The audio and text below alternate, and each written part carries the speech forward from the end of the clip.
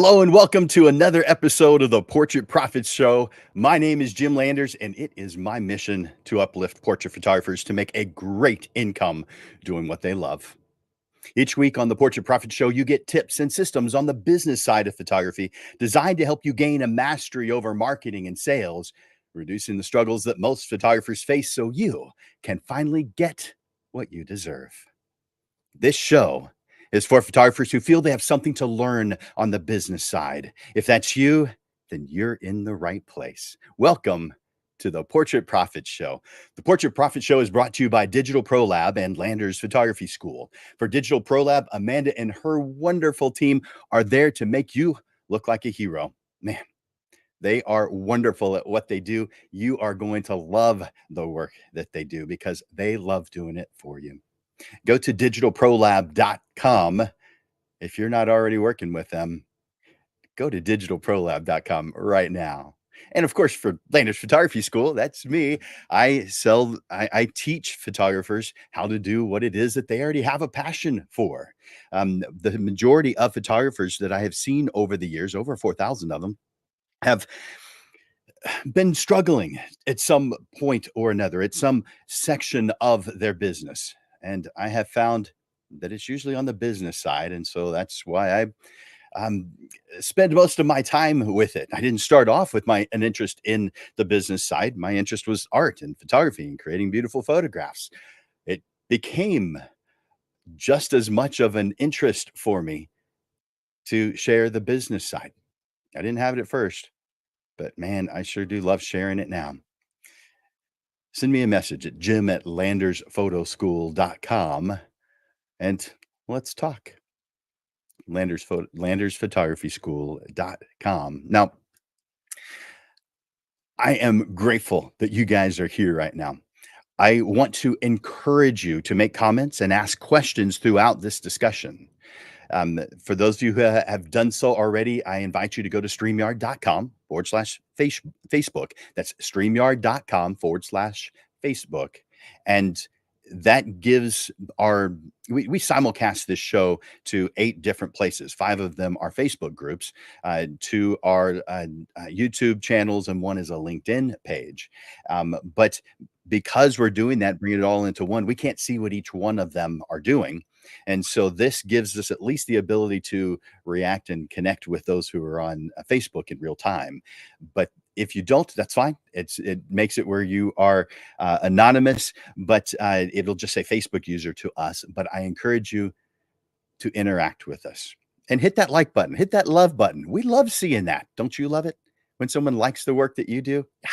Of course. So when one of our wonderful panelists says something that you like, hit that like button. If you love what they're saying, hit that love button.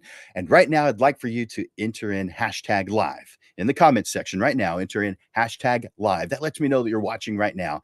If you're watching this as a replay, do me a favor and enter in #replay. So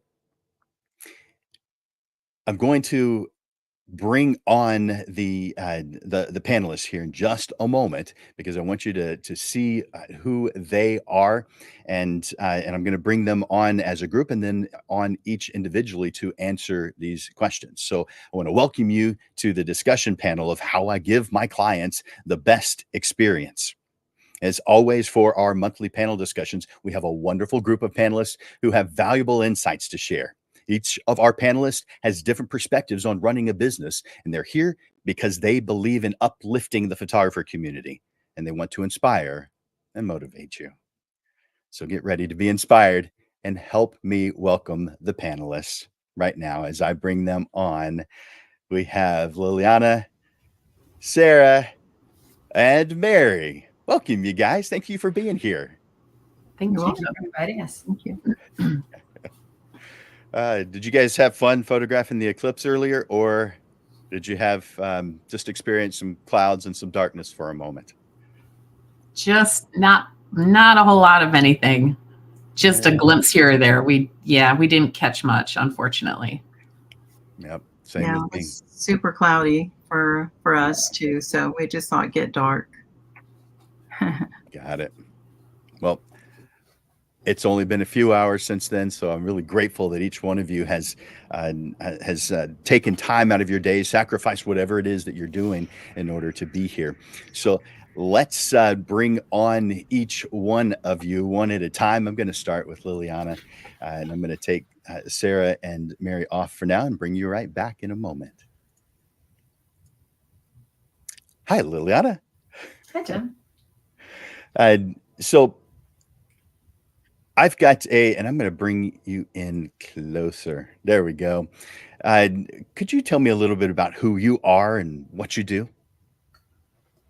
Well, I am a portrait photographer. I started here in San Antonio in 2017. I have a background in the arts as a graphic designer and art director, and in marketing.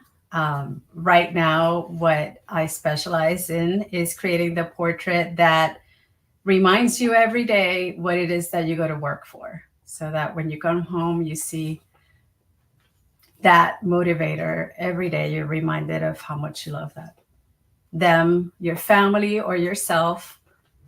No shame in that.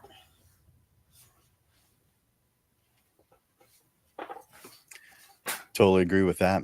Thank you for what you do. Your work is beautiful. Every time I have an opportunity to see your work, I'm definitely clicking that like button on it, or a love button, because it's always so wonderful. So thank you so much for being here today. I'm going to bring on Sarah next. So Sarah, can you tell us a little bit about who you are and what you do? Yes, I am a newborn and family photographer, and I did not start here in Texas, actually. I started about 10 years ago in Arizona, in a small town where we lived, where my husband was stationed. And just as my business started to thrive there, we had to pick up and move to the DC area and start all over again. And then just as I was starting to thrive there, we picked up and moved to San Antonio. So thankfully, I've been thriving here since then.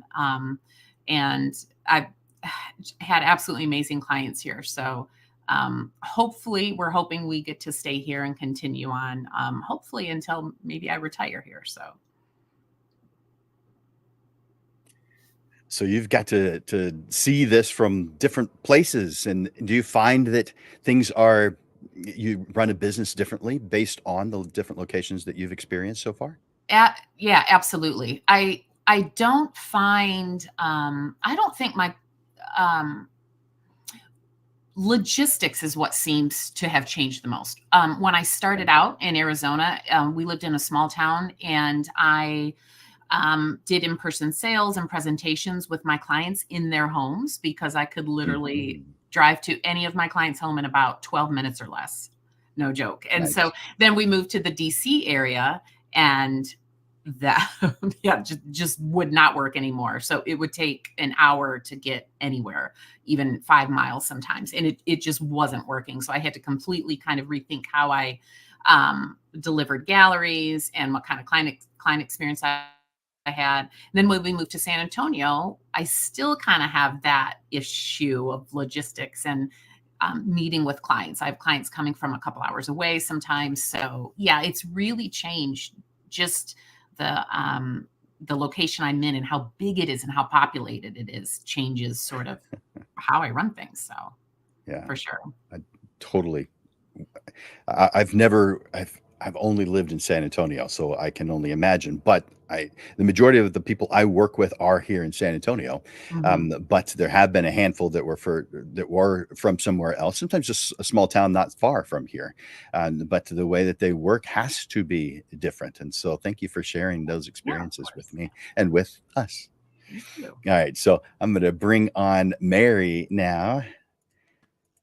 Mary, how's it going today? Good. Thank you. Hi, Jim. Hi, everyone. Would you do me a favor and tell us about who you are, and a little bit about who you are, and share anything that you want to, but also about what it is you do for work, what kind of photography you do? Sure. I am Mary Larson, and my small business is Silver Moon Photography by Mary Larson. And I'm a mom to, big strapping grown men and beautiful stepdaughters. And I have 8 handsome grandsons. So family is super important to me. And I just love being able to be around the grandkids as much as I'm able to now that I'm retired from corporate America. I worked for AT&T for 40 years. And then I've been dabbling in photography really since about 2005, I would say, when I got my first digital camera and went to my first Texas school. I find what I really, really love to photograph is maternity. And I think the reason for that is how I felt when I was pregnant. It was probably the happiest time of my life, experiencing carrying my 2 babies. Um, but at the same time, I didn't feel that great about myself. In a way, I felt, very frumpy, to use a kind of a funny description, but that's how I felt. And making moms feel extremely beautiful and sexy was just not a thing when I was carrying my kids 40 years ago. So I really enjoyed doing that. That's what is my favorite thing to do. Love it. You know, you said all 8 of your grandchildren are boys? All 8 of them, yes, What are yes. the odds of that? Boys run in our family. When my grandmother had almost 40 grandchildren, and there were Wow. there were like, when I was growing up, there were only 4 of us girls. There's more now, but Wow. yeah, most of them were boys, and boys just run in our family, it seems. But yep, all 8 of mine are boys. Rare. You're a diamond in your family. Yeah. I mean, you got a lot of attention and uh, more good things, or does that mean you were put through a microscope a little bit more than everybody else? Um, well, growing up in my own family, my own siblings, there were 6 of us, and there again, it was mostly boys, just me and my sister, and the other 4 were boys. So, um, we might have been favored a little bit and protected, very protective dad. So, he was very protective of us. He was much more liberal with the Good. boys, of course. But, yeah. Uh-huh. Well, I've got a question for you. The first question, I'm going to ask each one of you the same questions, but this is a question on your philosophy about client experience, which you shared a little bit already, but I just want you to go into it a little bit more. I'd Okay. like for you to please describe your philosophy for creating the ideal client experience. That moment from whatever moment things start for you to the moment when you call something completed, the job completed. What is your philosophy on client experience? Well, I would say for me, it's so important to treat the client just as you would want to be treated, to treat them in the way that makes them feel special, that makes them feel that you are truly listening to them and caring rather about what it is that they want.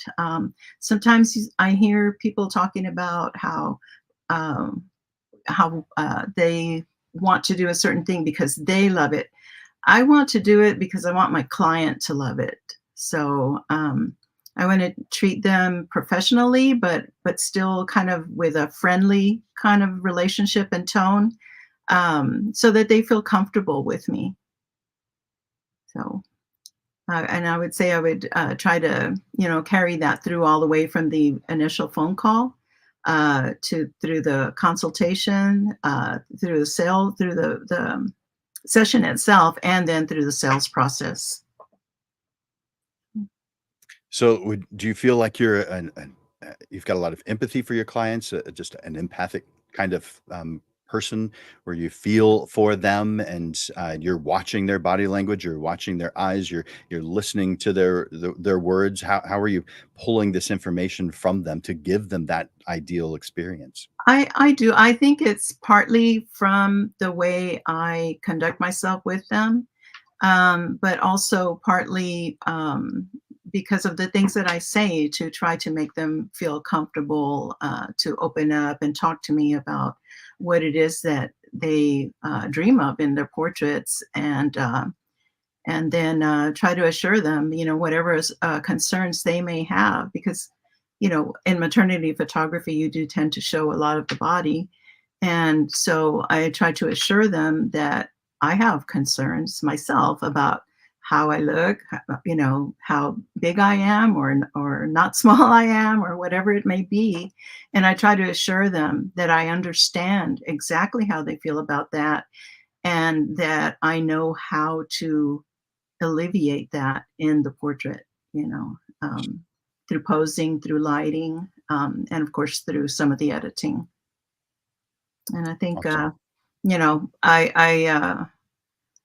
I think that people tend to feel like I'm kind of a motherly figure, and are comfortable enough with that in the type of Yeah. portraits that I do. Yeah. Very good. Thank you, Mary. I appreciate it. You're welcome. All right, I'm going to ask that same question now of Liliana. Bring her on. Liliana, so can you describe your philosophy for creating the ideal client experience? Well, similar to Mary, I want to show my clients that I care about them by asking them questions, finding out why they're doing this, how do they envision themselves in their portrait, um, where they would like to be photographed, how they would like to be photographed. I also show my expertise with a background in fine arts and graphic design.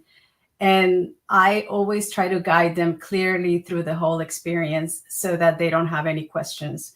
And then I always want to check back with them throughout the process to make sure that we're clear and that they know what will be happening, so that the portrait is customized to them as much as possible. Because this is going to live in their house. They're going to see it every day. And it has to be in harmony with their lifestyle, their decor, and their personalities.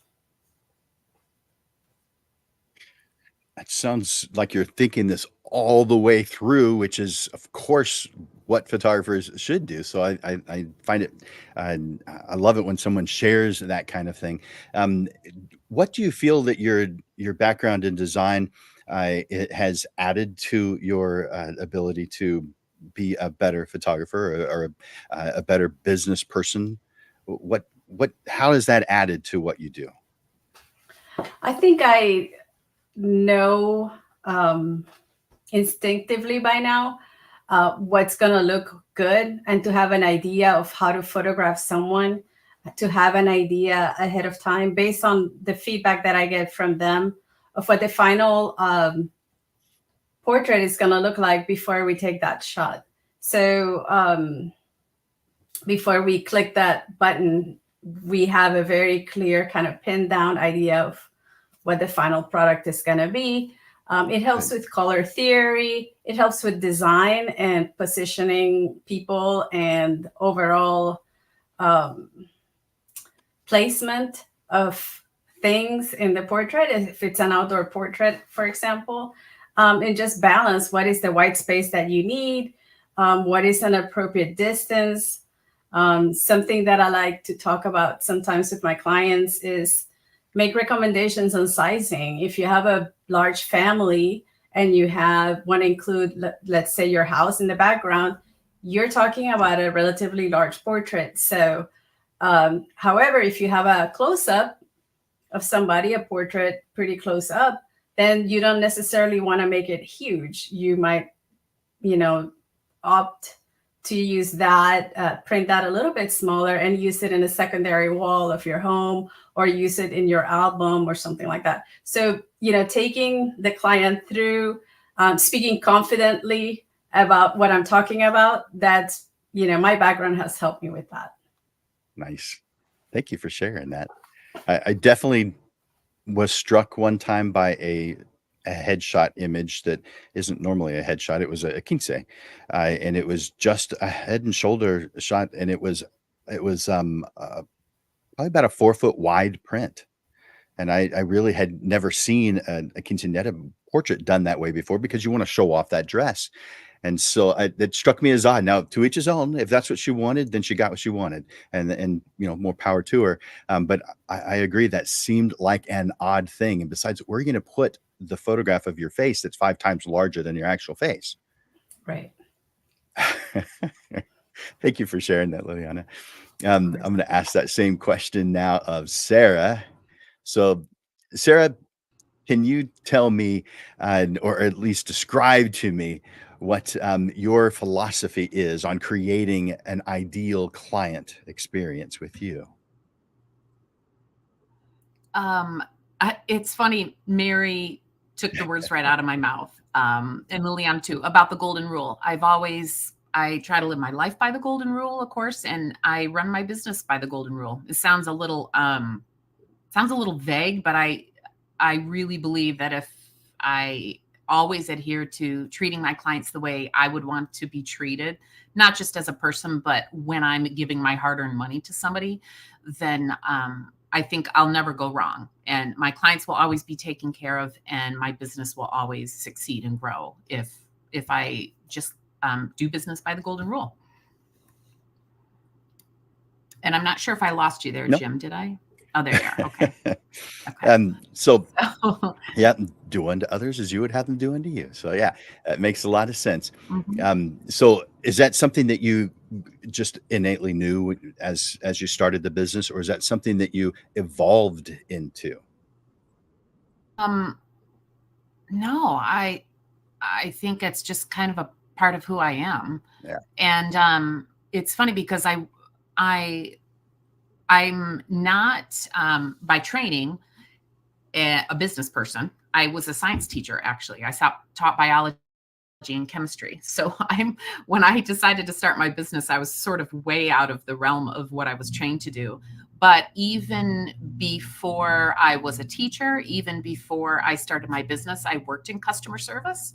I started in high school working at our local Kmart, and that was literally my job, was to go and help people. And I remember how much I liked doing it, and I just enjoyed like helping people. I even remember helping a lady find a gift for her grandson or something, and she thanked me profusely, and I was like, "Oh, this is the greatest feeling, just helping people." So I think I'm kind of wired that way, and although I love the art and creating the art that I make and the portraits of my clients, I think when I see what I'm able to give them, maybe it's slightly selfish, but it feels really good to make people happy that way. I got hooked on it. So I think just treat them that way. I think my goal is I always want them to think of me and think, oh, Sarah will take care of us. She's got us. She'll take care of it. I want them to know that they can always call me. Oh, Sarah, I know we don't have to worry about it. Sarah will take care of us. If she makes a mistake, she'll own up for it.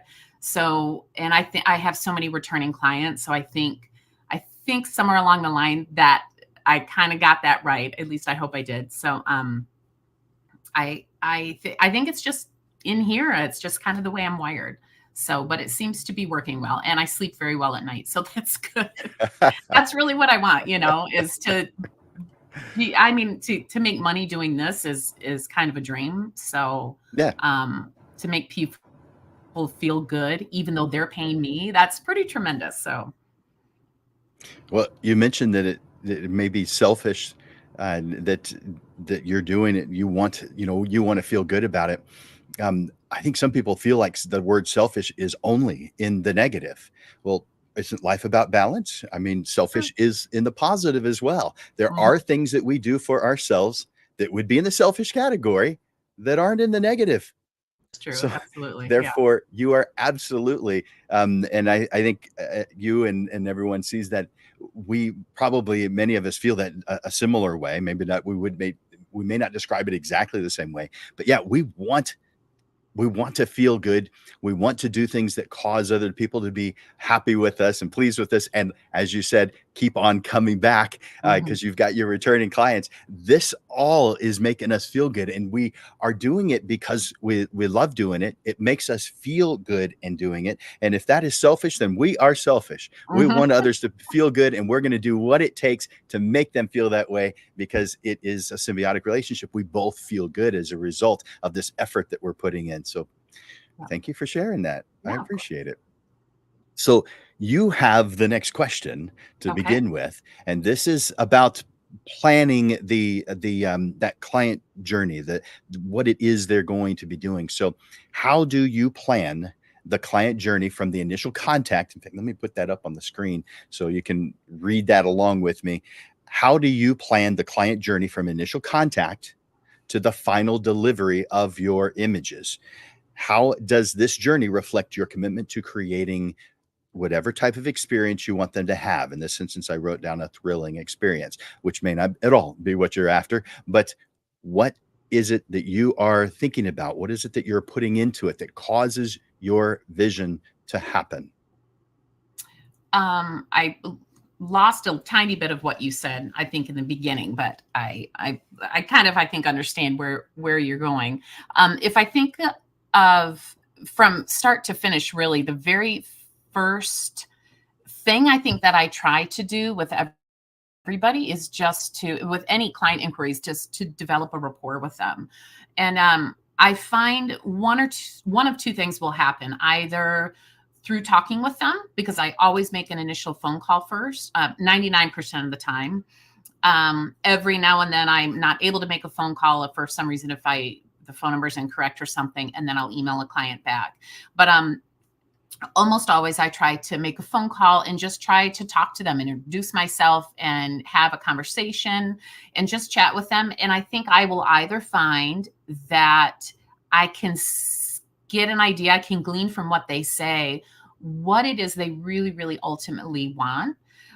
Whether it's they want a Christmas card, a beautiful photo for the Christmas card, or whether they are slightly heartbroken over how fast they're have really, really beautiful photos to remember that. I kind of get an idea of what it is ultimately that they want. And I'll find that either they're a great fit or I might not be the best fit for them. So I think having that phone call to talk with them and have a conversation about what they're really looking for, and just to try to almost read between the lines, because the very initial first phone call only doesn't last forever. So you have to do a little bit of inferring. But I think that kind of gives me an idea on how I can help them better. So there have been times where clients are, and I don't know if I can think off the top of my head, but I can just tell that I might not be the right fit based on what it is they want, or maybe it's something they've seen. And I'm just feeling that I'm not going to be able to give them exactly what they want. And so I can refer them to someone else. But hopefully I can talk with people and realize, I think this would be perfect. I would love to meet their family and have fun and play with their kids and capture all of that, and then move on from there. So the initial phone call, I think, it feels to me like the most important, because that's when we develop a rapport and just kind of start that relationship. And are you still there, Jim, too? I'm just making sure I didn't lose you. Oh, yeah. Okay. Nice to talk I to you. am. So, I am curious, do you do it as kind of a go with the flow, or do you have a plan for the client journey that you have ahead of time, and you take them through this journey that you have created? Oh, absolutely. Yeah. I have, although I don't know if I would say go with the flow. I do have a plan. I have a whole workflow. And because I very much have mom brain and I forget things, I have in my CRM, I have everything set up to help remind myself of what I need to do next. But I think in the beginning, it's that just I guess it's a little bit more go with the flow in the beginning, just trying to get to know clients. But once I have a client that is ready to move forward and book a session, then the next thing I do is I get everything all set up for them. And I tell them on the phone what the next steps will be and what they can expect from me. They then get all of those things in email. And then as the session time comes closer, I simply reiterate what we're going to be doing. So, and as much as I tend to rely on, or I try to rely on at least automation to make the process smooth for them, I don't ever want to just leave them being taken care of just to tell them what to do next. I want to tell them what's going to be happening next. So I do a lot of texting with my clients. If I have permission, I get their phone number, of course. I have a separate business line, but it still rings into my cell phone, so I can text them all the same. And my clients are moms. They have young children, and a lot of times a text, if you're all of us, if we're parents, about the whole phone thing. You put a phone up here and all of a sudden the world comes to an end and everything's on fire and somebody broke a leg, and phone calls are just difficult at a certain point. So I am constantly just keeping in contact with my clients with the next steps through a quick text or a phone call or emails, just letting them know what the next process or what the next step in the process is. And really that they're always top of mind, because they really are. So when I have a session coming up, I'll make sure to give my clients a quick text the night before and the morning of, it's, oh, good morning. We're so lucky that the weather's so beautiful today if I'm shooting a family. And I just feel like when I hire someone, if they send me a quick message in whatever manner they do so, I'm like, oh, wow, they didn't forget about me. They're excited. And I think that's important too. What CRM program are you using? I use 17 Hats. 17, good. And I'm a little spoiled because I've been using them since their beta version.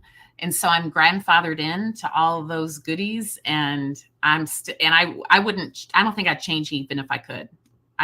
They're really great. I love them. So yeah, I've been using them for a long time. Good. We bring that topic up on the Portrait Profit Show every once in a while about automation and using software to run your business or to assist you, and having automation to make it where you can do more than what you can do yourself. And so there are so many of them. I've probably reviewed, I don't know, 40, 50 different ones. There's so many. I only ever mentioned in my classes, maybe 5 or 10, maybe 10 that I even mentioned. I only know they're all good. There's not I don't know of anyone that I would put in the bad category. It's just there's some that are better for different purposes. It's just like all the tools at the tool store are good tools, but when you go in there, do you need one of all the tools that are in there? Of course not. You go in there and get the tools, the right combination of tools that you need, that you feel are right for what you're trying to accomplish, and you leave. You pay for it and then you leave. And so there's a bunch of them out there, and we have one coming up I think 2 weeks from today. I'll mention it later in the show about what's coming up about automation. So thank you for sharing that you use 17 Hats. All right, let's ask that same question now of Mary. So let's bring Mary on. So Mary, as far as your planning, how do you plan the client journey from initial contact to the final delivery of your images? And how does this journey reflect your commitment to whatever it is you're trying to accomplish with your clients? And I think you might be muted.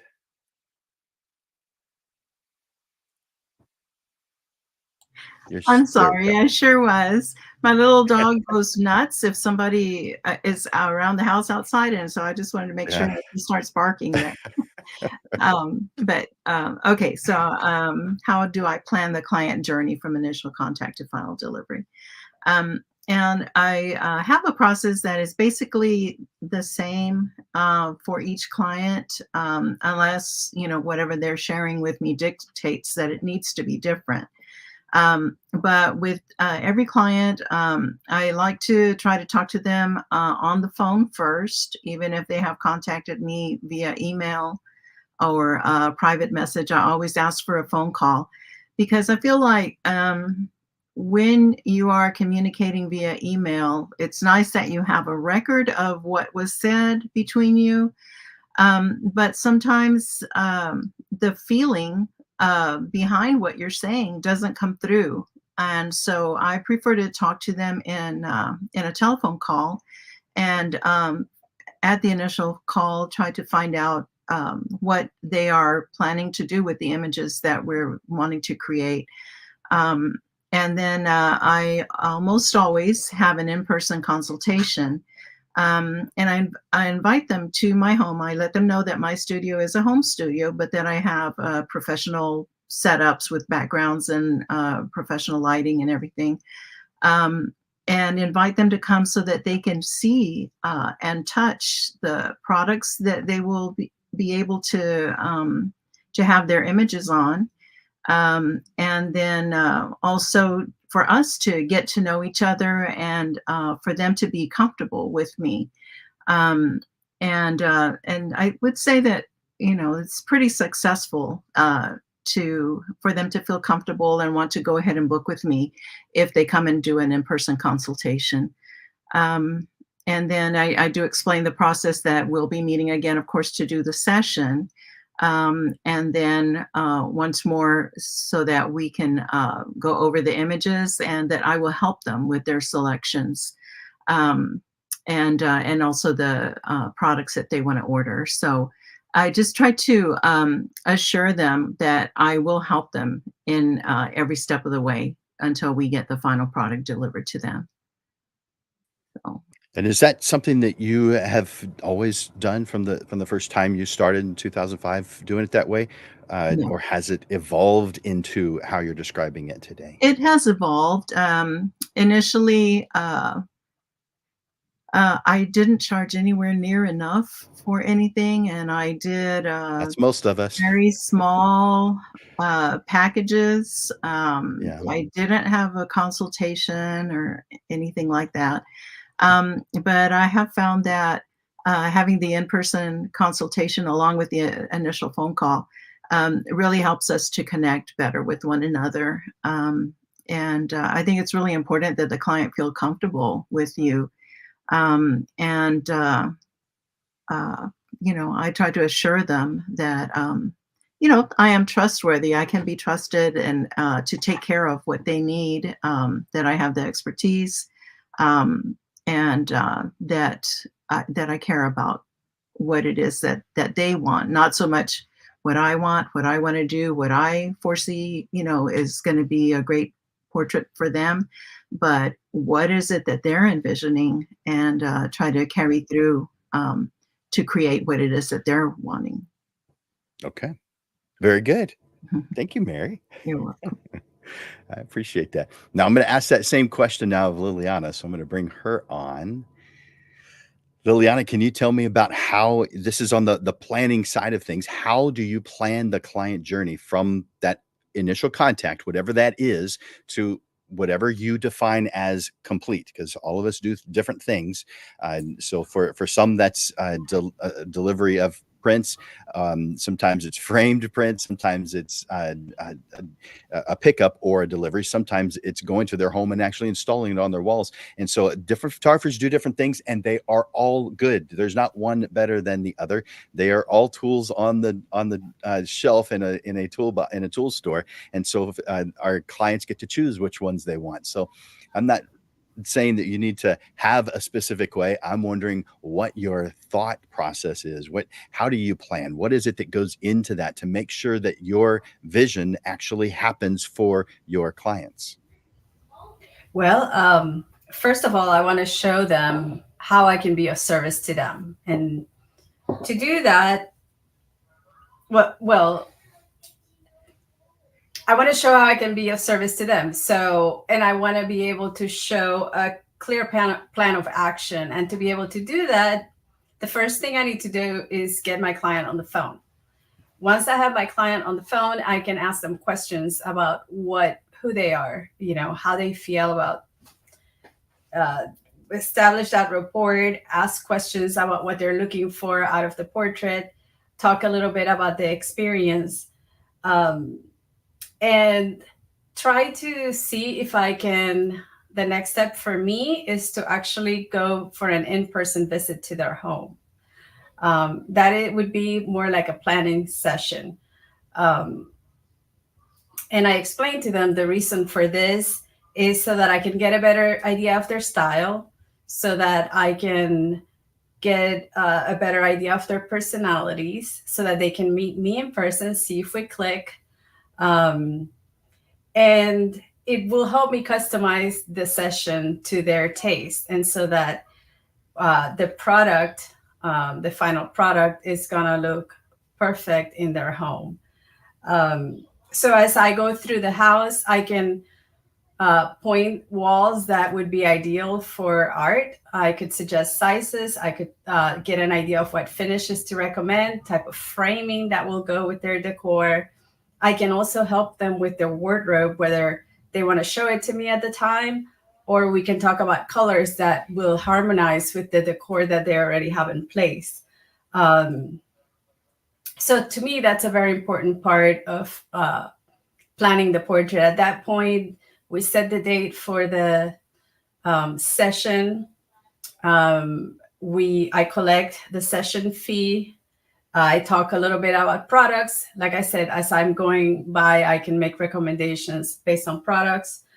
And then one thing, I'm looking down because I made notes.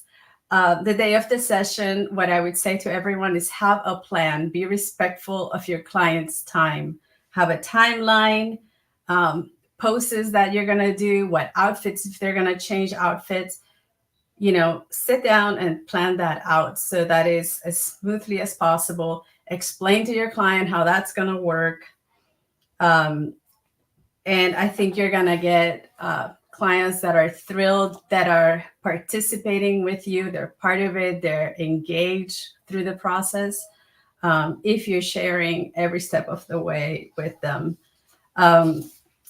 The day of delivery, like you mentioned, I do I do offer installations. Not everybody does that, but I do like to offer installation on my wall art. And the reason is I want to make sure it's up on their walls and they're enjoying them. It makes them happy to see that they don't have homework or something else to do.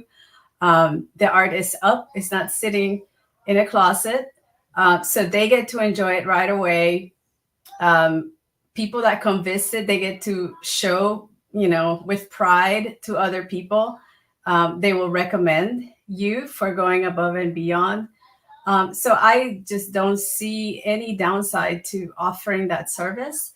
And I think it's a plus for you as a business owner, and also for your client to have their art in their home, professionally installed at the appropriate height. That's another thing, because they could install it in a wall that is not the appropriate wall, or they could install it way too high or way too low where it cannot be appreciated. So those things are important to me, and that's why I take on the installation of the portraits. I love that.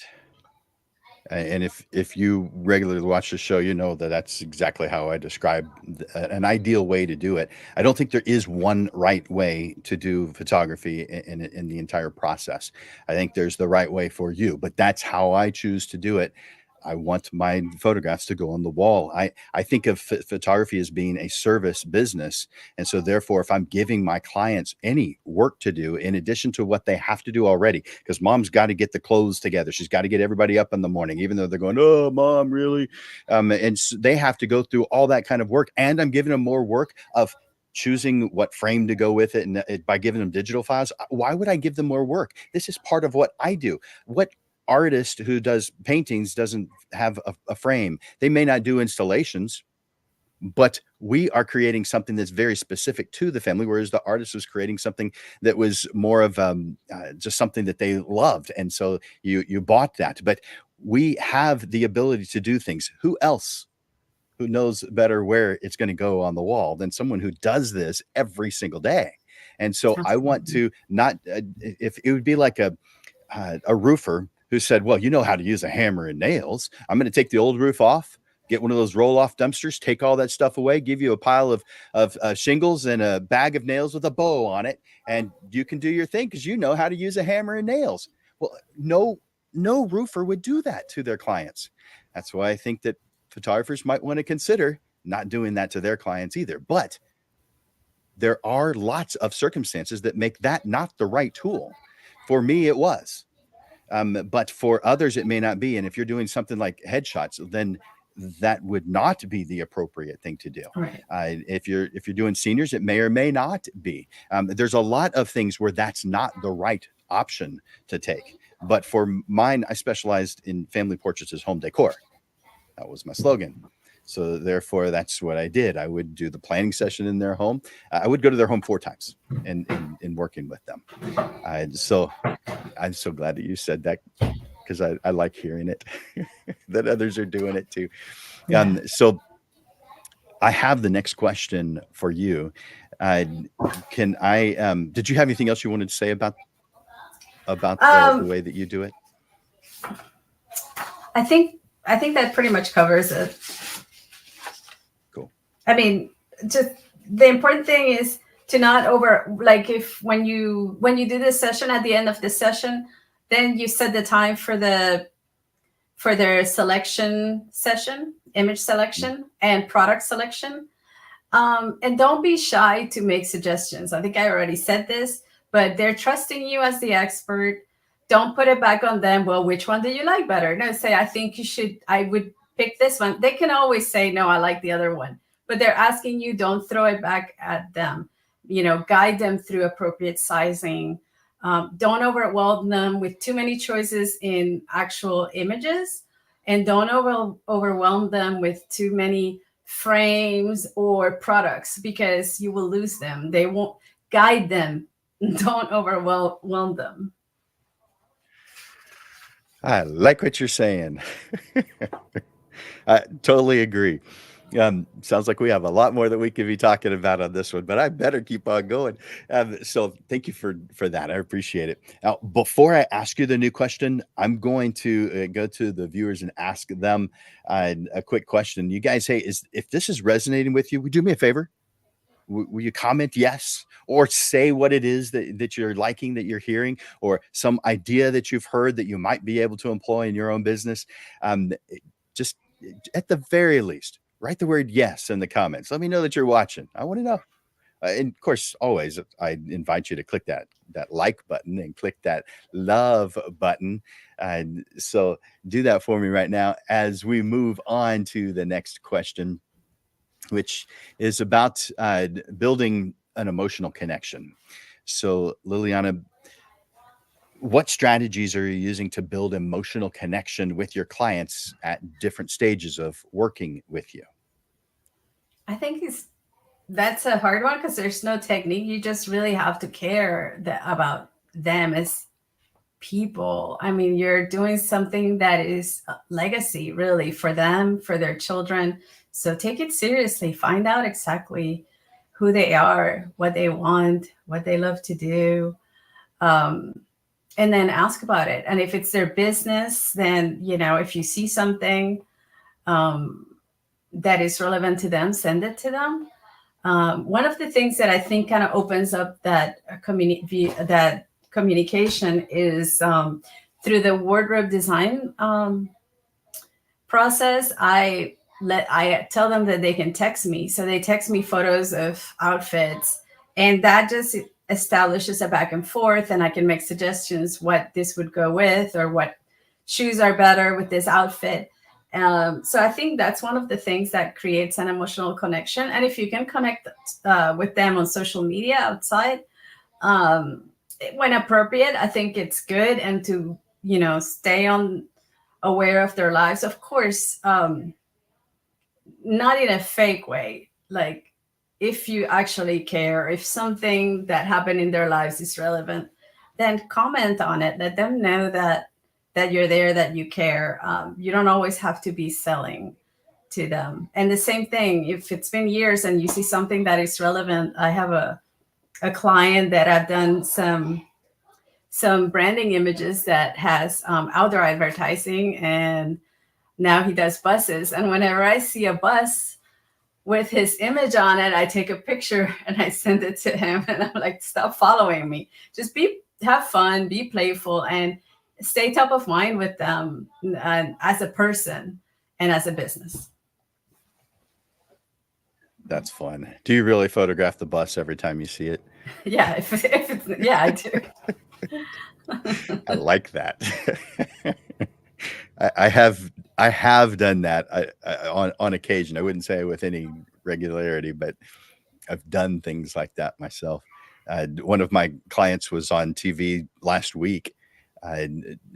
He was being interviewed by one of the TV stations, and not in one of the news sections where they're not, where you don't want to be interviewed. This was one of those positive stories. I photographed the TV as I was watching the episode and sent him the image, and he said, "What? That's on already? Where did you see that?" So I told him that it was on. He knew that it was sometimes going it's to be us on, that but we he find didn't know. something, an article, anything, or congratulations on winning this, or I think that's not fake. You know, that is actually caring, and they're not likely to go and to another person because they know you care and you get them, and they don't gain anything by going to someone else. There you go. Thank you so much for that, Liliana. I appreciate it. I'm going to ask that same question now of Sarah. So I'm going to bring her on. Sarah, can you tell me about your thoughts, strategies, or process, or even philosophy on how you build an emotional connection with your clients at different stages of them working with you? Sure. I think with family photography, and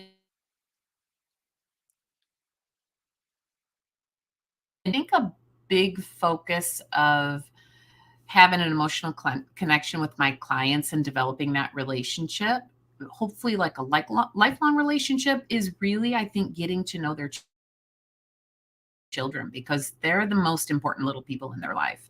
And I think, of course, mine are in my life. And I always sort of do everything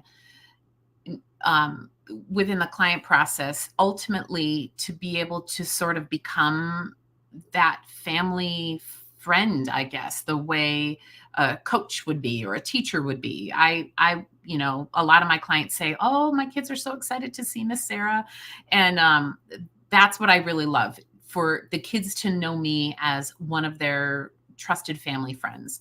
And that, I think, is what makes the sessions go so well, when there's just a lot of understanding between me and the kids, and they know that I'm there to have fun with them and to take photos with mom and dad. So I think ultimately that's sort of the most important thing with families anyway, families with young children. And I really start that with the initial part of my client process, which is after they book a session, they complete some paperwork and a questionnaire. And the client questionnaire is where I get them. I tell them that's sort of the fun part, where they get to think about the planning stages and any special kind of images they'd like to capture about their children, what their children love to do, and what they love to do as a family, and if they have any special concerns about their kids. And that part, I think, is very important. And I've had families before mention in their questionnaire that their child is very, very, very shy, and almost debilitatingly shy. But family photos are important for people. And so I had a family like that was really concerned about their child being very shy and being uncomfortable. And so it turned out, when I saw their address, they lived quite close to me. And I typically don't actually meet my clients in their homes. We have a consultation over the phone. I've had some come to my home for newborn sessions to visit the studio, but typically I just do that over the phone. And then since we have a long outdoor session, that's often where the first session where we start really cultivating that relationship even more. But I have gone to my clients' homes before to meet kids that are really shy, or kids whose parents are a little concerned about just how, not necessarily how cooperative they're going to be, but just how, whether they're even going to be happy to be there, or whether they're just going to be, scared of seeing a stranger, that kind of thing. So I've gone to my clients' homes before, introduced myself, and I've been working with kids for a lot of years. I taught middle school and high school, but before that I worked with elementary, early ed, preschool age children. So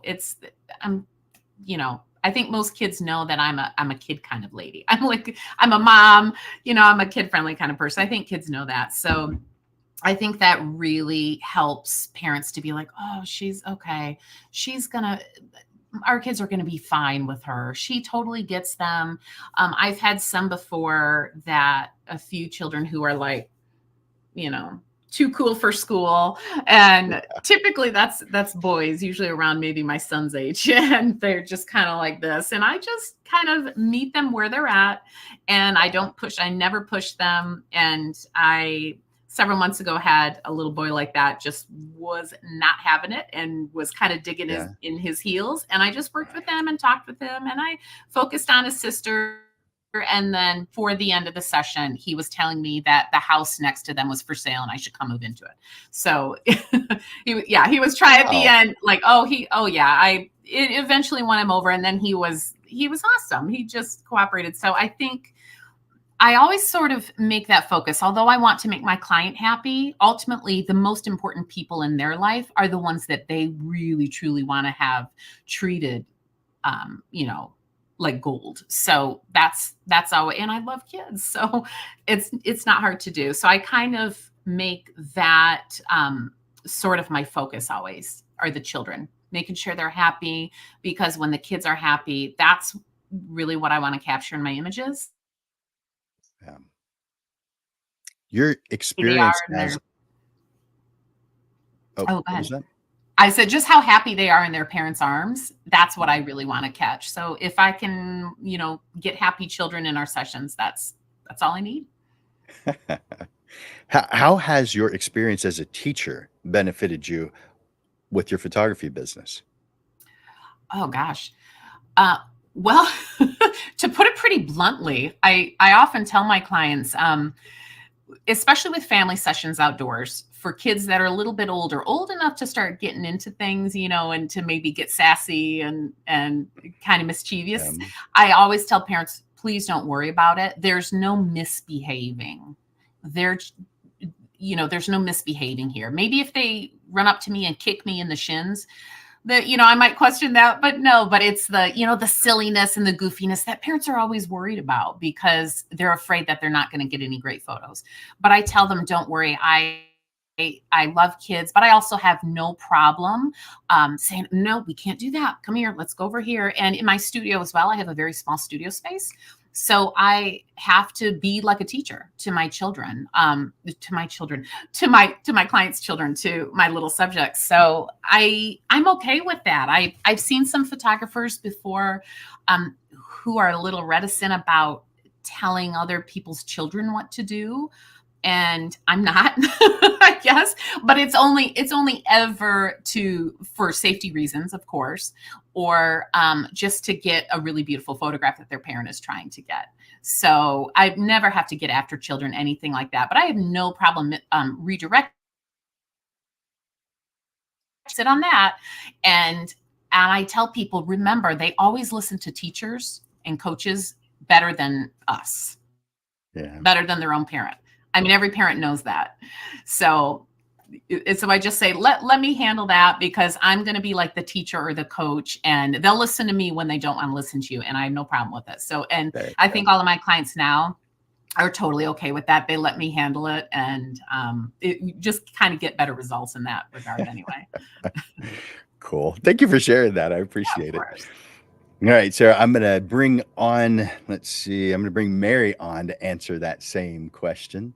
So bring Mary on. Mary, can you tell us about what you're doing, your thoughts, your strategies, your philosophies on building this emotional connection with your clients at one or two or the three of the different stages of them working with you? Well, I think for me, the most important thing is to have empathy with them and assure them that I'll be able to help them through the whole process. That they don't need to worry at all about how the portraits are going to turn out because I will be able to help them to get to where we are creating beautiful work that they'll be proud to have on their walls. I don't actually do a lot of family photography. I work, like I say, mostly with women and maternity clients. And so there's a lot more just one-on-one on that. And I think that I'm able to make them feel that, I can be trusted, that to feel very, very comfortable with me and therefore be emotionally connected. I assure them that they can text me or call me or email me, whichever method is more convenient for them, with any questions or concerns that they have about the process, about the portraits, about their wardrobe. I do have people texting me the outfits that they're thinking about wearing, and also inspiration images. I think that that helps them to feel comfortable that I am definitely interested in creating what it is that they want. Um, so if I do happen to be photographing children, I always assure the parents that they don't need to worry about the children if they, if I can see that a parent is tensing up because the child is being somewhat uncooperative, I assure them to just, I have a lot of patience and I can wait it out and be there to, um, help the children to calm down. And um, it's really fun for me working one-on-one with the children. And as I say, I don't do a lot of families, but I do love photographing individual children and creating a more serious portrait of them.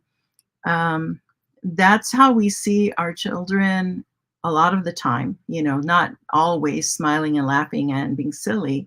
I think it's important to show how they look when they're not smiling as well. And I think that just assuring them that it's okay, whatever the child is doing, if they let me work with them one on one, then we will get the portraits that we're after. Sounds simple enough. Sounds like you've thought it through. Thank you for that. All right, so I have the next question for you. Sarah touched on this a moment ago, but the next question is on leveraging technology. So, how do you leverage technology to enhance the client experience? I I do not do sneak previews or anything like that, as far as using technology such as social media and that type of thing. Um, I um, I show the images for clients to select on a very large television screen, and use the technology behind the Lightroom, and the television itself, to help them make their selections. Um, with using Lightroom, I'm able to show them and compare images side by side. Um, uh, Go through and make their first selection of what they may or may not want, and then narrow it down from there. We do, usually at least a couple or 3 rounds of going through the images. I personally do not have Pro Select, so I do not have that technology, but I just using the television is how I use it. Perfect. Yeah, thank you. So Mhm. are you doing that? Are they coming to you, or are you going to them when you're showing your Typically, I images? have them come to me, to my home Okay, studio, and then I always try to make them feel welcome from the very first time that they walk into my home, which would normally be the consultation. I welcome them. I bring them into the family area. I show them where we're going to shoot, where we will view the images, and then I think they typically feel pretty comfortable doing it that way. I Well, I know usually they do. I've been there. So when you welcomed me in, I felt real comfortable immediately. So yeah, Thank you, whatever you're trying to do, it's working. thank you. Yeah, so uh, that seems to work pretty well most of the time.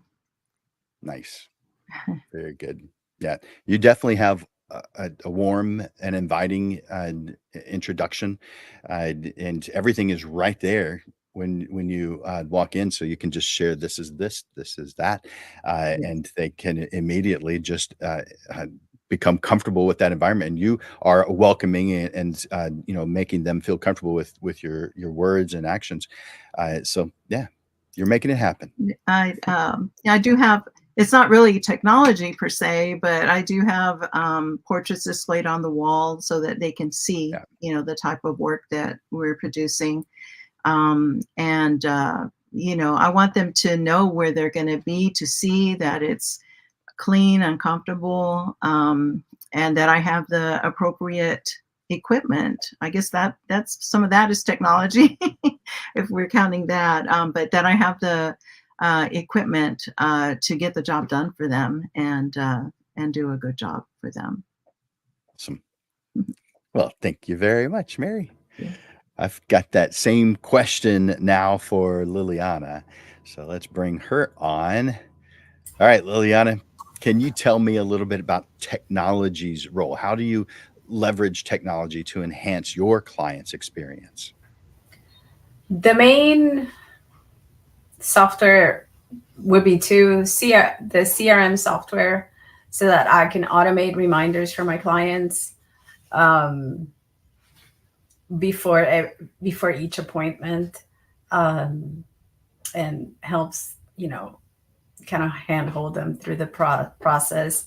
I also send a wardrobe guide in there, and at the end of the session, I thank them, and whenever the products have been delivered, I ask for a review on Google, and I send them a link to my page.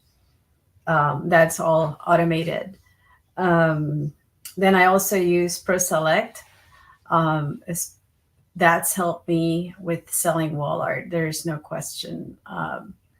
People just think a 16 by 20 is a large image, and it's really hard to overcome that unless you show them what the image looks in actual size. And then it's not that they want that. They want a 16 by 20 is that they have not been educated. So ProSelect is very helpful in educating the client as far as what looks correct in their home.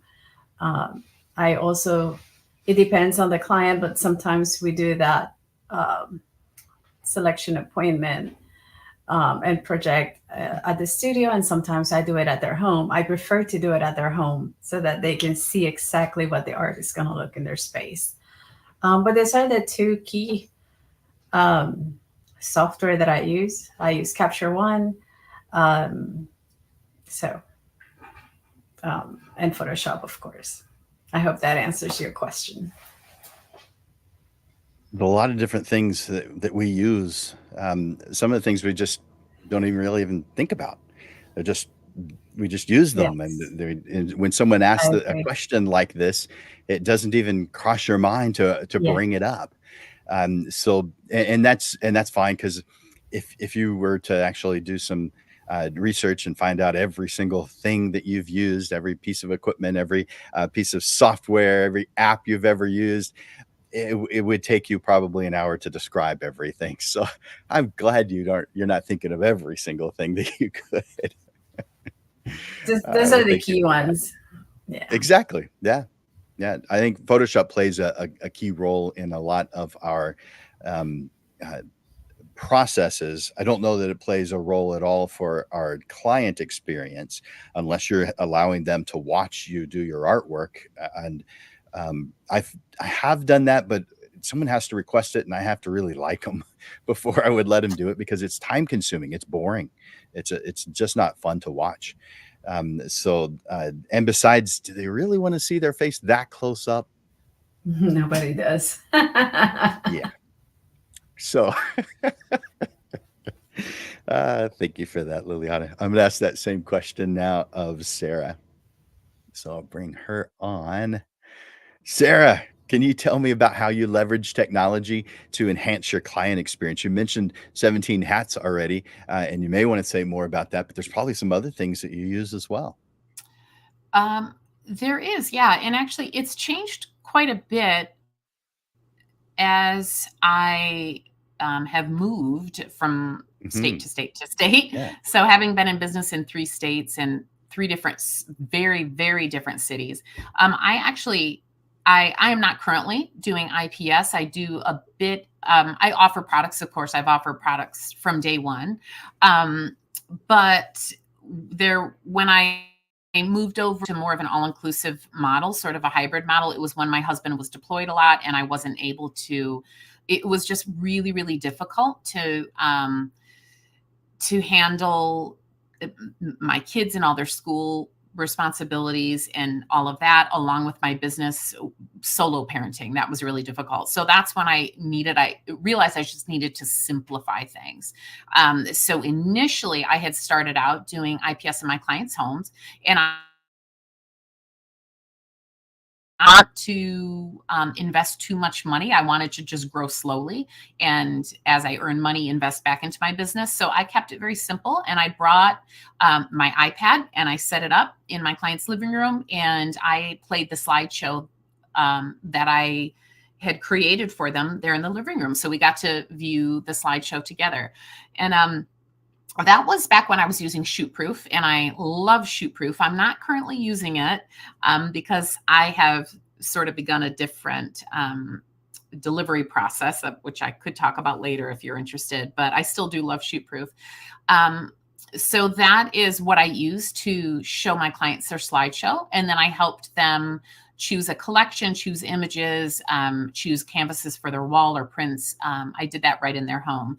And then when we moved to the DC area and I wanted to simplify things and have more of an all-inclusive, sort of almost an automated model, I started having online galleries and delivering them to my clients. And I would still offer print products, and I would touch base with my clients to see what kind of print products they would like to order. And currently in San Antonio, I have slightly tweaked things a bit. And I'm now using PicTime, and it's really, really beautiful interface. It's a beautiful gallery delivery software. It is a bit fiddly, and it's a little hard to learn on the back end. The learning curve's been a bit steep for me, but it's really, really beautiful. And I love how it shows my clients their slideshow and gallery in such a way that it's like it's holding their hand when I'm not. And again, my husband is frequently gone. And so having IPS appointments in the evening or at any other time is just something, it just wasn't working for our family at this stage in our lives. And so I wanted something very, very simple. So because my communication with my clients on a personal level, I feel like is is so good. I feel good about giving them their gallery, delivering it through the software so that they know how it works. That they know they have some images that are included with their session. They get to pick. They have a print credit where they can choose products. All of my products are here in my studio, so they can pick them up and see them and feel them and look at them. And so I really love that the software I'm using now sort of walks them through it, because it's really well designed and very intuitive for them. A little harder for me to set up, but it's really seamless and smooth for them. And I actually had a client who worked in tech, and she told me, oh, this was really cool. I really liked it. So that felt really awesome to know that someone who is sort of keen on technology and knows a little bit about it really enjoyed using the software. So I think that's the biggest part of what I use is my CRM to automate things and to keep the process smooth and anticipate my clients' needs, and also the gallery delivery software to give them a really beautiful way to experience their photos and to actually get gifts and things to put on their walls. Do you find that your clients are receptive to that you have to talk them into it? Or is it just something that's built in, it's built up, it's something that they know from the beginning, these are the processes we're going to go through, these are the things we're going to end up with? How do you share that with your clients so that they're not the client that just wants digital files at the end? Can you clarify that a little bit more? Do I need to feel like I have to talk them in, or do I feel like I have to talk them into what part? So a little bit of background.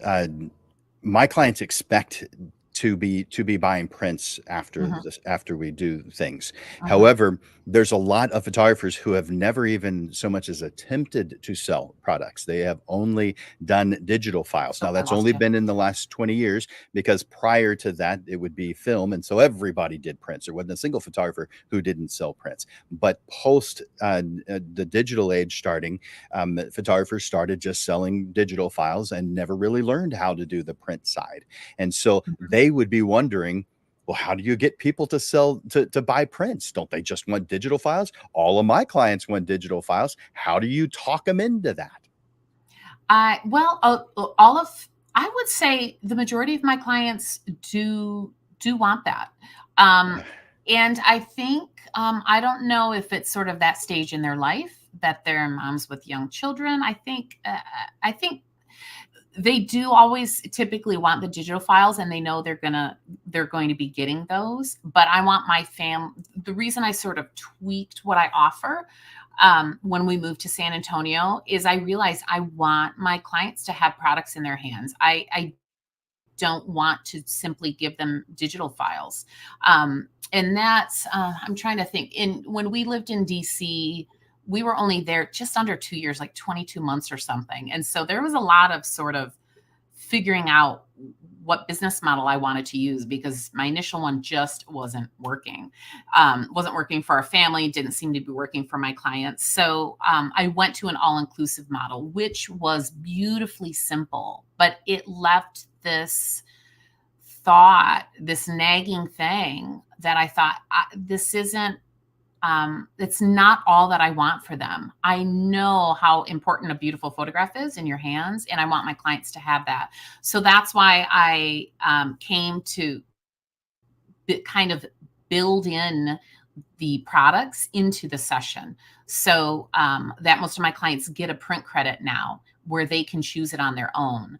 But because it doesn't work with our families, this stage of my family's life, to do in-person sales appointments, it's just, for me, it's not working for me right now. I wanted to do something else. What I love about the print credit is that my clients can shop from the comfort of their own home. Just right. And I know a lot of photographers think, that's still like leaving the work to my client, and which I get, but I think my clients, we communicate so well. And I always check in on them, and they can say, hey, what about this? I have clients ordering canvases and they ask me questions. And so I will walk them through every step of the way if they need it. A lot of my clients, though, don't. They know exactly what they need and what they want. And And honestly, though, large wall portraits aren't typically what my families go for. It's the albums. They want a beautiful album of their entire session. And so a lot of times, especially family sessions, I shoot those with those albums in mind to tell that story. So it's not typically a big wall print that they're getting, but it's stuff for albums. So Nice. Well, thank you very much for that. So we're coming to the end of our time. Can you share maybe some closing thoughts that you'd like to share with our viewers?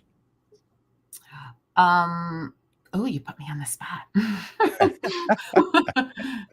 I'm gonna put Mary and Liliana on the spot as well, but of course they're I knowing lost you again. about it ahead of time. You're the first one I'm asking, but yeah, just whatever, anything that you'd like to share as a parting advice.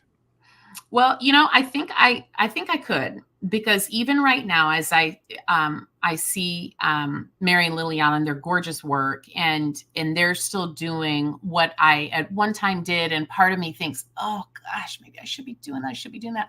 I think to other photographers, it's important to, I think, trust your gut.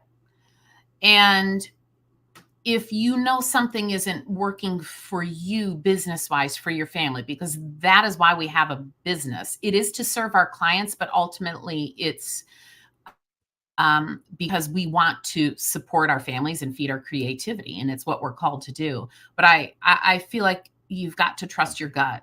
And so ultimately, if you trust your gut to make a decision on how you want to serve your clients, if your clients are happy with that and they're thanking you and coming back to you, I think that's the key. That tells you you're doing something right. You're doing okay. So even if it doesn't look like what someone else is doing, ultimately, if you always strive to serve your clients in whatever way you need to, it's okay if what you're doing doesn't look like someone else. The client is the most important thing, that they're happy with their experience with you. So if they keep coming back and they're happy, I think you can be okay with whatever maybe non-traditional way you're operating. Fantastic. Yeah, totally agree with that. There's so many different variables out there. There is no one right one. So you choose the one that you feel is right for you and the type of people you want to work with. And there you go, trusting your gut. We have to experience things. We have to learn things. We trust our gut based only on what we've done so far. That doesn't mean stop learning. That means continue to learn and be able to trust your gut from knowledge, not from feelings. Right. But you challenge yourself a little too. Yeah. Yeah. Well, thank you very much, Sarah. I appreciate hearing your thoughts, your points of view, your experiences, and you've got so many different things that you've done, so many different places that you've done them, that you have a lot to add to the panel. So I appreciate you taking your time away from your family and other things that you would be doing this evening to be with us here this evening. It's my pleasure. Thanks for asking. I'm going to bring on, let's see, Liliana next. So let's bring on Liliana. So Liliana, I didn't tell you were going to be next, but guess what? You're next. And guess who's after you? Mary's after you. So Mary now knows the order she's going to be in. Saving the best for last? No. All three of you are the best. You're fantastic. Love you guys. You've shared so many good things and so many good experiences. So do you have some parting advice that you can share with everyone who's watching us right now? I would say your client has reached out to you, or your prospect, because they like what you're doing. They like your style. They have heard from others about your experience, that they had a great experience, and so they want to have the same experience. So make sure that your experience is consistent, that you present yourself as a professional, that your equipment is clean, that you're prepared, that your clothes are presentable and appropriate for the client that you're going to meet with. Be respectful of your client's time. I know sometimes we get carried away and start shooting and we want to try different things, but with a client, that is not necessarily the appropriate thing to do. And I've done it plenty of times. I speak from experience here. We get excited about what we're doing, but we really need to stick to the timeline and we told them it would be, because they probably started the day early, they're tired, and I think that's gonna equal, or it's gonna result in the best experience for the client. And speak confidently. They already called you, they like you, just prepare and offer them the best that you can. Offer them the best experience, whatever that looks like for you. I think tonight we heard a lot of really good tips that you can implement into your business right away, that are gonna help, get your clients the best experience and also recommend you to other people. So that's what I have to say. Love it. Perfect.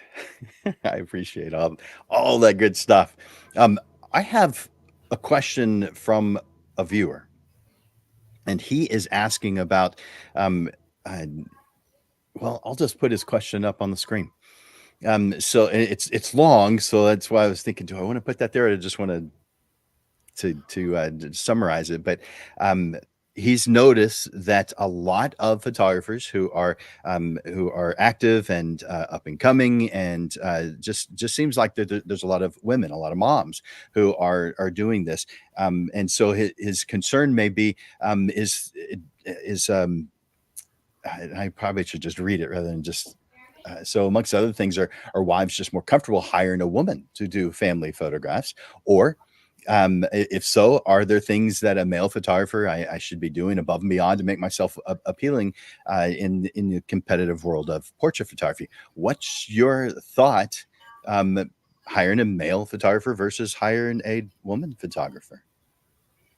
The business, the industry has changed quite a bit. I do agree. It used to be a majority male dominated. In fact, a lot of workshops and things like that are still done by men, but women are gaining ground, and they actually are probably the majority now when you go to conferences, a lot of them. I don't know. That's a tough question. I think that most people will hire you for your style and your experience, period. They like what you do. They like how you present yourself. I can see that being of a concern in a situation. Perhaps if you're doing maternity, I would think that somebody would want another woman, or if you're doing boudoir or perhaps newborns. But in family portraits, in when it comes to headshots, when it comes to the majority of the work that we do, and even then, there's very successful male boudoir photographers. So don't let that get in your head at all. I don't see why that would be a concern. I think that if you think that's going to be coming up, maybe try to meet in public places all the time. But I think that might be something. I don't want to ignore his concern, but I don't think that should stop him from having a very successful business, just like Jim Landers. Thanks. So I agree. I think it's a valid concern. I think all concerns are valid, though. To the extent of, does it harm your business because you're a male? I don't believe it does, simply because you don't have, as an individual, enough time to photograph every single person who is in need or want of a photographer. So therefore, you are just doing your best to attract your ideal client, and that may. There are those who definitely prefer. I've definitely been told a handful of times, not a lot, that they preferred a male photographer. That doesn't happen often. I've seen the opposite more often, but that means that there are people who are looking for that. So we just need to do a good job of defining who we are and putting ourselves in the path of those who we want to work with the most. Yeah. And so all these other variables, while valid, I think just kind of fall away, because we've done a good job of defining who we are and who we want to work with. And be professional in all your communications. That's going to instill trust. it doesn't matter what, the gender of the person hiring you. It Do you communicate as a professional? Do you have a solid style? Those are the things that are going to be the most important thing. Mhm. Do not, And it, don't make it awkward for clients, and don't get a bad reputation. That's it. and that's fantastic. I mean, that applies no matter who you are. That is something that applies to you. So yeah, thank you for sharing. Thank you for sharing what you were sharing about your experience. Thank you for this question I just kind of threw at you. I, I feel all of us have some type of opinion on certain things, and so thank you for adding yours on that one. And thank you for giving your time this evening and sacrificing Absolutely. whatever else that you would have been doing for this show and for the benefit of photographers who are watching. So thank you, Liliana. Thank you I so much for appreciate you. inviting me. I'm Of honored. course. Of course. I appreciate that. All right. I'm going to ask the same question now of Mary, not the question that you just heard, but I'm going to let her close out with her advice. So let's bring her on. Mary, Hey. guess what? You're Hi. you're the last one to share your thoughts Okay. and advice. So Okay. I hope that doesn't put any pressure on you. You are fantastic. I know that a lot of us. You mentioned about self-conscious at first when you began your business, and that's something that is a part of many of us. I think creatives even more so, where we have this, I don't know, this strong emotional connection to different things that we do. We want others to have good experiences, and we know that we can play a role in making sure that that happens. So we create as we're a strange bunch, but we're fantastic, and we are effective because of that emotion. So, do you have any words of advice that you could share with us for today? About what you've done or what you feel about this topic or any really. Sure. I would say it's really important to uh, not be so concerned about what everybody else is doing and do what works best for you and for your family and for your lifestyle. Um, I know that it can be a little bit disheartening to see someone be very, very busy, but are they able to sustain being so busy, perhaps, and not charging enough? Um, I would say don't worry about how busy someone else might be or the work that they're producing, even necessarily. Do your very best work for every client. Be yourself and present your best self in service to your client. Um, and I think that's what is going to make the client happy. Besides your beautiful work, is the service that you provide to them. Um, Always with a caring heart, and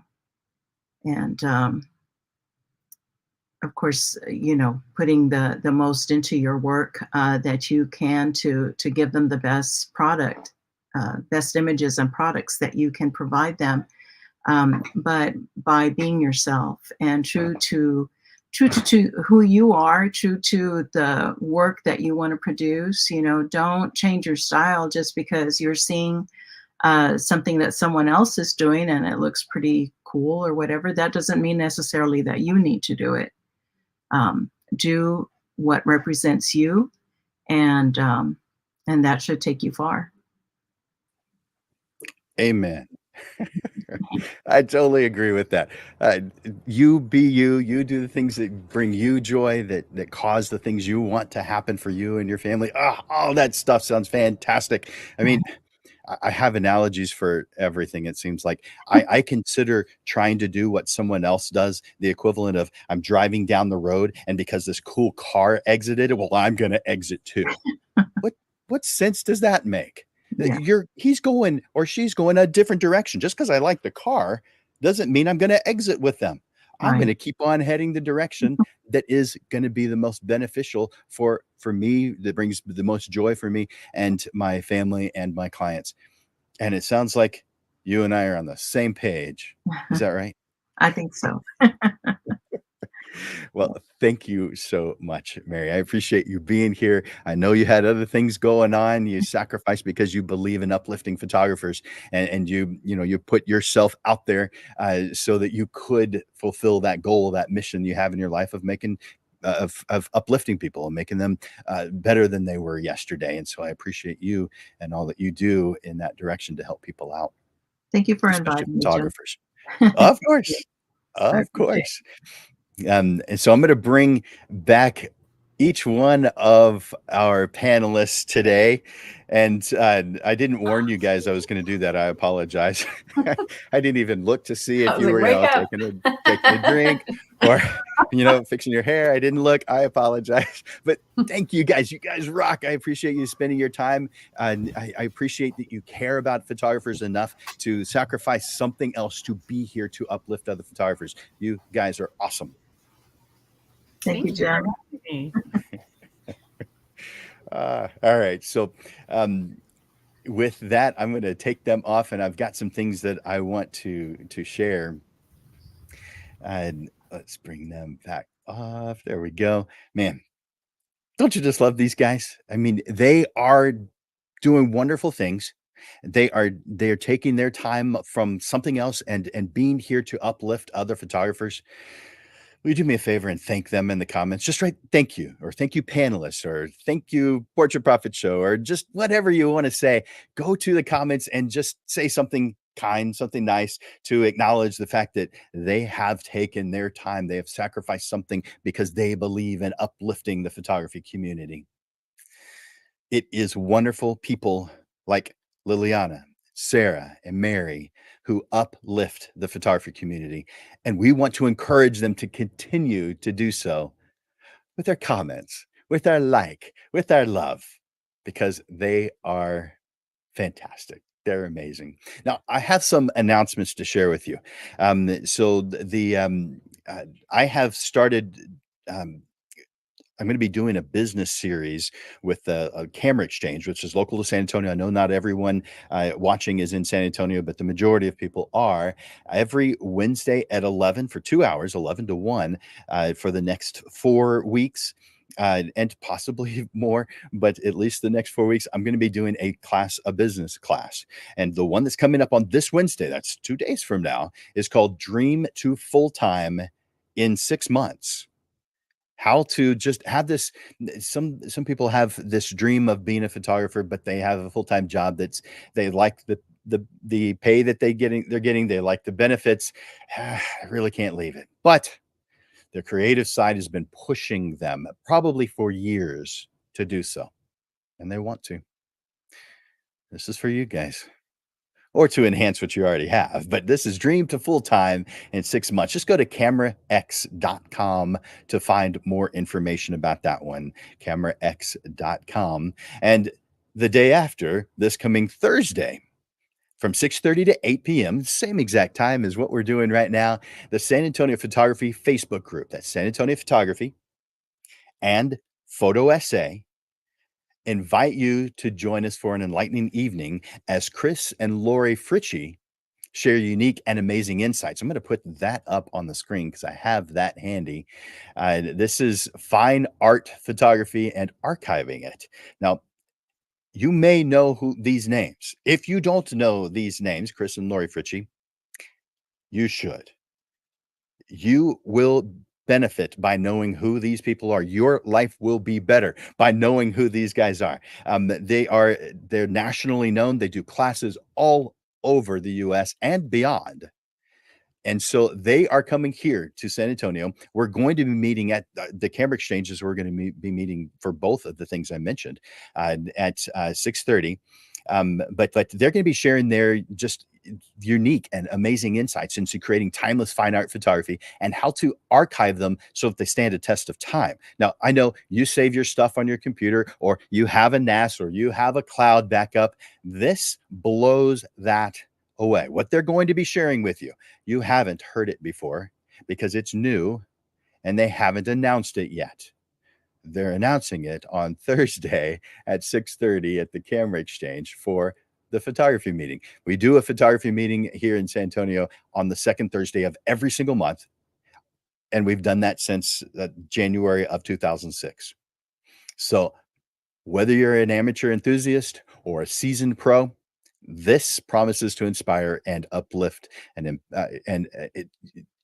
it elevates you and your craft. So I hope that you'll be there. A little bit more about Chris and Lori. They are just a dynamic duo from behind the acclaimed Magic Makers Studio in McKinney, Texas. They're going to be bringing a wealth of experience and passion to the world of photography. So I appreciate you guys being here, and I have just a few more things I want to share you, because on every single Monday you get this free lesson on the business side of photography. Now, with the exception of the second Monday of every single month, we do this at noon. So the next several ones are going to be at noon. The next one coming up, and let me put that up on the screen. Let's see. There we go. April 15th, we're going to be doing Get 5 New Clients Today. 5 new clients today. That's 1 week from today at noon. 5 new clients today. Now, I know there's some of you who may not have had a client in a little while. You're going to want this. You may want to just improve the system that you have for gaining clients. But in this one class, and I guarantee it or your money back. Of course, it's free. So, but I'd guarantee it even if even if it wasn't free. Get 5 new clients today, 1 week from today. Put that on your calendar. I guess I should take that back off. April 15th at noon. One week after that, on April 22nd, using software to manage your business. The panelists today alluded to a little bit of that stuff that we're going to be talking about on April 22nd. Put it on your calendar, April 22nd at noon. On April 29th, quick money. Now, that's not the way to do your planning, but hey, there are times when you just need some quick money. April 29th, I'm going to tell you how to do it. You're going to be surprised. April 29th, quick money. April 6th, or excuse me, May 6th, moving into a new month already. Whew. Quickly identify ideal clients using AI. We've only had 4, I believe, sessions so far on using AI. There are so many cool things that you guys could be using. I know there's some of you that are resisting it. That's why I'm giving it to you just in little pieces, little doses, but put on your calendar, May 6th, quickly identify ideal clients using AI. It's going to make your life so much better. On May 13th, that's when we do another one just like today. So it won't be at noon. This one will be at 6:30 in the evening. We have a panel discussion on how I generate leads. How I generate leads. Put on your calendar, May 13th at 6:30. That's enough for what's coming into the future. I hope you've enjoyed this session, show number 162 of the Portrait Profit Show, how I give my clients the best experience. So as we bring today's show to a close, I want to express my deepest gratitude to our distinguished panelists for sharing their wisdom and experiences with us. Their journeys as professional photographers have opened our eyes to new paths for our own success. Their stories of overcoming obstacles serves as inspiration. They've shown us that beyond the pixels and screens lies a tangible connection to our work and our clients. And it's deeply rooted in tradition and craftsmanship.